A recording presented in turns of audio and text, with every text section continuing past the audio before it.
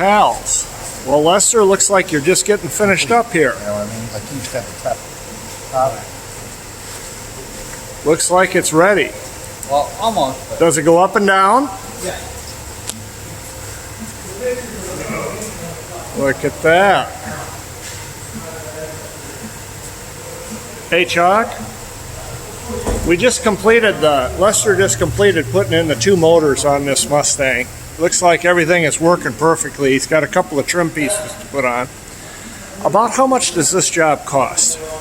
I believe this was about $1,400. About $1,400. And that's actually to the cheaper end of these types of repairs. Most of these cars aren't electric motors, but most of them are hydraulic.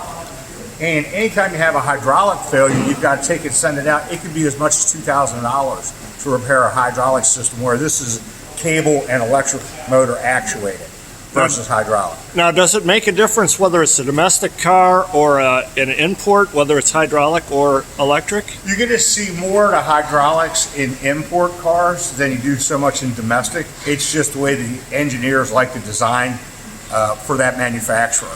But your Mini Coopers, your Jaguars, your Mercedes-Benz, they're all going to be hydraulic systems. Now, how about Lexus and Toyota? You can get a mix of both. Mix of both on those. And the same thing probably with Mazda, right? Correct, that is correct. But most Fords are going to be electric. Going to be electric, that's correct. A lot of the older ones, just the newer ones that are electric. So the older ones are hydraulic. They do have a hydraulic. And those would be situated back in behind the seat here, in this area right here. Okay.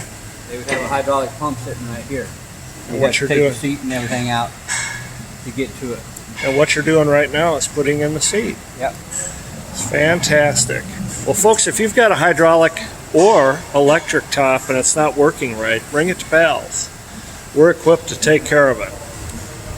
See you soon.